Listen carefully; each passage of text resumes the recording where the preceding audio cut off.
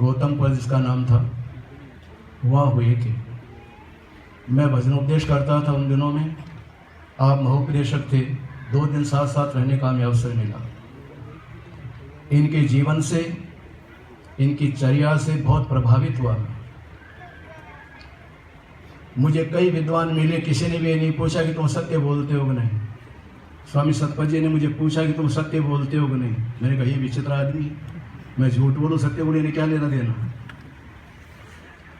तो कहा प्रतिज्ञा करो आर्य समाज के उपदेश झूठ न बोले कभी भी। यानी ऐसा लगा कि सत्य की प्रतिमूर्ति है उनके भाषण, उनकी व्यवहार से ऐसा लगा मुझे।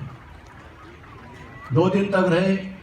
इनकी चर्चा में कभी भी कोई ऐसी बात मैंने नहीं सुनी जो अनावश्यक हो। यथार्थ बोलते थे, प्रेरक बोलते थे और उत्साहित करते थे। उसके बाद जैसा कि अभी पढ़ के सुनाया गया था, 20 सितंबर सन 80 को मैं अहमदाबाद आ गया था और 2 दिसंबर सन 1982 को बड़ौदा मुझे जाने का अवसर मिला। धिंगरा साहब थे वहाँ पर, उन्होंने अपने घर पर कोई आयोजन रखा था। वहाँ मुझे अर्जुन भाई के दर्शन हुए, इनसे मेरा परिचय हुआ। और लक्ष्मी भाई कौन ऐसे एक थे, लक्ष्मी सिंह भाई के कुछ नाम उनका, लखन सिंह भाई, उनका, हाँ, उनके दर्शन हुए मुझे, बड़ा अच्छा लगा। फिर मैं अहमदाबाद रहा। एक दिन धिंगरा साहब के साथ अर्जुन भाई आए मेरे यहाँ पर जब मैं रहता था और मुझे रायना माल लेकर के आए। 14 मार्च सन 1983 को रायना माल मैंने प्रवचन किया और 15 मार्च को मैंने सबसे पहले आर्यवन देखा। यहाँ केवल नीलगिरी के वृक्ष खड़े थे, एक छोटा सा मकान बना हुआ था। मेरे मुंह से निकला कि ये तो कोई साधु के रहने जैसी जगह है, कोई सन्यासी रहे यहाँ पर तो बहुत बड़ा काम हो सकता है, ऐसा मेरे मुंह से निकला। एक मन में विचार आया कि यहाँ अगर कोई आगे बैठ जाए सन्यासी तो कितने बड़े खिस्तर का भला कर सकता है। उसके बाद कोटा में जाता रहता था रामपुर आर्य समाज के प्रवचन, आर्य समाज के उत्सव में। तो वहाँ पर राजेंद्र जी जो मेरे से परिचित थे, उन्होंने 1-2 बार मुझे कहा कि एक स्वामी जी आते हैं यहाँ पर, वो कहते हैं कि अगर कोई व्यवस्था कर दे तो हम ब्रह्मचारियों को दर्शन सिखा सकते हैं। मैंने कहा क्या नाम उनका? स्वामी सतपथ जी महाराज नाम बताया। मैंने कहा उनको तो मैं जानता हूँ। मैंने कहा मेरे पास लेकर के आइए। तो 4 मार्च सन 1984 को जहाँ मैं रहता था वहाँ पर आ गए लेकर के।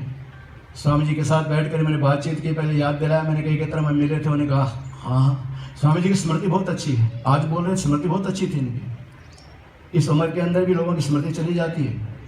इनकी स्मरण शक्ति बहुत अच्छी है इनकी। वो योग का ये प्रभाव है सारा। उन्होंने बताया, झट बता गया कि हाँ जानता हूँ। फिर मुझे आते ही पूछा सत्य बोलते हो? अब मेरे पीछे पड़ गए। कोई बात नहीं, हाथ जोड़ लिया मैंने उनको। मैंने कहा स्वामी जी महाराज आपको मैंने सादर आमंत्रित किया है, बोलो क्या सेवा कर सके। तो उन्होंने कहा कि देखो उनके शब्द बोल रहा हूँ मैं, अपनी तरफ से नहीं बोल रहा हूँ। कहते हैं 10 ब्रह्मचारियों को मैं 2 साल के अंदर दर्शन की विद्वान बना दो, 4 दर्शनों के। यदि कोई 5 झोंपड़ियाँ, शब्द उनके हैं, पतली दाल और सूखी रोटी की व्यवस्था कोई कर दे तो मेरा हृदय भर आया कि एक सन्यासी आर्य समाज का ये बोल रहा है कि सूखी रोटी मिले, एक सन्यासी बोल रहा है कि पतली दाल मिले, झोंपड़ी मिले। ये कहाँ का न्याय है? ये संसार का उपकार करने के लिए जो जीवन समर्पित कर दिया है। मैंने थोड़ी देर रुक करके कहा, मैंने कहा स्वामी जी ये सब कुछ हो जाएगा, झोंपड़ी की कोई आवश्यकता नहीं है, सूखी दाल रोटी की आवश्यकता नहीं, सब कुछ हो जाएगा। एक काम करो आप, 1 महीने के लिए मुझे समय दे दो आप। स्वामी जी महाराज ब्रह्मचारी को लेकर के, विवेक ऋषि जी आए थे, वीरेंद्र जी आए थे, दोनों को लेकर के 23 फरवरी को आए, 22 मार्च तक हमारे यहाँ रहे। इस बीच में 9 फरवरी से 11 फरवरी तक नखत्राणा में कोई कार्यक्रम था, उसमें आर्य नरेश जी आए हुए थे, तो अर्जुन भाई, धनजी भाई और हम रात्रि बसों से एक से जीप से और कार से पूरी रात चल करके वहाँ पर पहुँचे कच्छ में। उस समय मैंने थोड़ा संकेत किया, धनजी भाई का परिचय मेरा पहला था। मैंने कहा एक सन्यासी हैं, अगर हम व्यवस्था कर सकें तो बहुत बड़ा भाग्य होगा गुजरात का, अच्छे व्यक्ति हैं वो। मुझे इतना पता नहीं था कि कितने पढ़े लिखे क्या हैं, क्योंकि उनका जीवन मुझे बहुत अच्छा लगा। तो उन्होंने सुन लिया, उन्होंने कहा ठीक है व्यवस्था करेंगे। उसके बाद जब ये आए यहाँ पर तो घाटकोपर में श्याम जी भाई के पुत्र का, अशोक नाम शायद उनका है, उनका विवाह संस्कार मुझे कराने का अवसर मिला 19 मार्च को। वहाँ पर धनजी भाई थे, उनसे मैंने कहा आपके सामने चर्चा करी थी, वो स्वामी जी अभी हमारे आए हुए हैं, उनका दर्शन कीजिए, उनसे मिलिए, उनकी आवश्यकताएं पूछिए और व्यवस्था कीजिए। तब भी मुझे इतना विश्वास नहीं था कि इतने सक्षम है ये पैसे वाले, मुझे पता इस बात का पता नहीं था।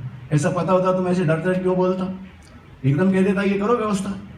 बात मुझे पता लगे तो बहुत सक्षम है ये, इनके पास कोई कमी नहीं है। सबसे बड़ी बात तो ये कि पैसा नहीं है, उदार बहुत है ये, ध्यान के प्रति समर्पित भाव है इन लोगों का, कच्ची पटेलों का समर्पित भाव है इन लोगों का। अरे मैंने कहा तो बहुत बड़ा काम कर सकते हैं लोग, तो बात मुझे पता लगा इस बात का। धनजी भाई से स्वामी जी को मिलाया। उसके बाद 16 मई को मैं मंगोड़ी घाट आया सन 2085 में। उनको आकर के मैंने कहा स्वामी जी महाराज को आमंत्रित कर रहा हूँ मैं, ब्रह्मचारी लेकर के आ रहे हैं। उन्होंने कहा कर दीजिए आमंत्रित। और धनजी भाई के शब्द क्या थे, हम चुपड़ी खाएंगे तो क्या हमारा साधु रूखी खाएगा, हम सब्जी का उपयोग करेंगे, दही का, छाछ का, दूध का उपयोग करेंगे तो हमारे साधु का, हमारे ब्रह्मचारियों को ये नहीं मिलेगा। मुस्कुरा कर कहने लगे कि आप छोटी छोटी बातें क्यों करते हो। तब मुझे पता लगा कि वो संपन्न है, मुझे बात का पहले पता ही नहीं था।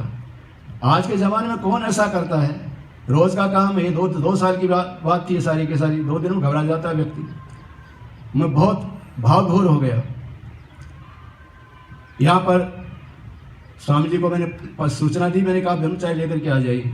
तो स्वामी जी 20 दिसंबर सन 1985 को हमारे यहाँ पर आए और 31 दिसंबर तक हमारे पास रहे। उन्होंने कहा कि हमको पैसा चाहिए पुस्तकों के लिए, हमें पुस्तकें खरीदनी, उसके लिए पैसा चाहिए। कितना चाहिए स्वामी जी महाराज, कि कम से कम 5,000 रुपये होना चाहिए। ये 5,000 रुपये आज के नहीं, सन 1985 के। अब व्यापारी बैठे हैं, लगा लो हिसाब, अब 5,000 की कितनी कीमत होगी। तो मैंने सोचा 5,000 रुपये कहाँ से लाएंगे। तो मैंने अपनी पत्नी के सामने भोजन करते स्वेच्छाचारी किया। मैंने कहा 5,000 स्वामी जी मांग रहे हैं, तो उन्होंने कहा मेरे जेवर बेच दो। मेरी पत्नी ने कहा कि स्वामी जी को खाली हाथ मत बेचना। मैं 53 वर्ष की हो चुकी हूँ, अब मुझे जीवन की कोई आवश्यकता नहीं है, वानप्रस्थी का जीवन जी रहा हूँ, ग्रस्त निवृत्त हो चुकी हूँ, मुझे कौन सी फैशन करनी है, ले जाओ जीवन बेच दो। जब मेरे सत्संग से मैंने कहा तो उन्होंने कहा कि जीवन बेचने की आवश्यकता नहीं, माता जी के जीवन नहीं बेचने देंगे। बोलो कितना पैसा चाहिए, मैंने 5,000 रुपये, 5,000 के कलेक्शन कर दिया सब और स्वामी जी को हमने दे दिया। 1 जनवरी 1986 को ही दिल्ली गए और वहाँ से 2 अप्रैल को 7 ब्रह्मचारी लेकर के हमारे पास आए,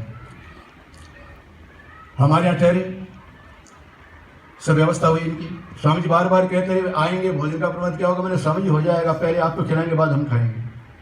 जितनी बन सके हमने सेवा करी। स्वामी जी महाराज को हमने जितना हो सका सम्मान दिया। मैंने ऐसा मान करके कि ये बहुत बड़ा काम कर सकेंगे स्वामी जी, और स्वामी जी ने वचन दिया था उसे कई गुना करके दिखा दिया स्वामी जी महाराज ने।